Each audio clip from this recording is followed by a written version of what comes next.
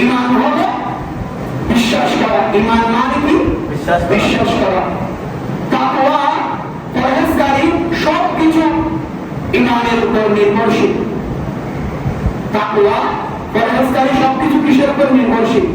ঈমানের উপর নির্ভরশীল। সেজন্য আমলের চেয়ে ঈমানের গুরুত্ব বেশি। চলো বলুন না সুবহানাল্লাহ। আপনি যত কিছু ইবাদত করবেন, যত আমল করবেন, যত ভালো কাজ করবেন, সবকিছুর থেকে বেশি গুরুত্ব যেটা এক নাম্বার যেটা হবে ঈমান। আপনার ঈমান আগে, তারপরে আপনার ইবাদত বন্দী।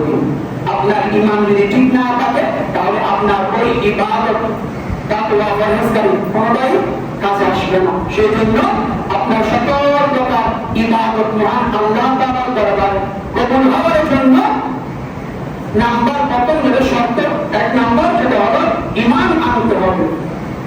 মহান আল্লাহ তাআলা আমাদেরকে ঈমান অবস্থায় জীবন যাপন করার সেই তৌফিক দান করুন। সকলে বলুন আমিন। এখন হুজুর কিসের উপর ঈমান আনবো?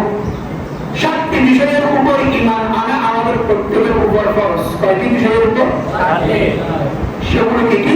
নাম্বার 1, আল্লাহর উপর কি করতে হবে? ঈমান আনতে হবে। নাম্বার 2, ফেরেশতাদের উপর কি করতে হবে? ঈমান আনতে হবে। নাম্বার 3, আসমানি কিতাবগুলোর উপর ঈমান আনতে হবে। নাম্বার 4, নবী ও রাসূলদের উপর ঈমান আনতে হবে। নাম্বার 5, তাকদীরের উপর ঈমান আনতে হবে।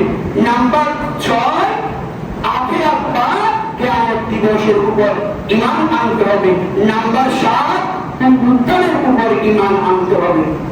এই 7টি বিষয়ের উপর যদি আমরা ঈমান আনতে পারি, এই 7টি বিষয়ের উপর যদি আমরা অটল থাকতে পারি, তাহলে আমরা একজন ঈমানদার হিসাবে বিবেচিত হব। অতএব মহান আল্লাহ তাআলা এই 7টি বিষয়ের উপর ঈমান এনে জীবন যাপন করার সেই তৌফিক দান করুন। সকলে বলুন আমিন। সালাতুল্লাহ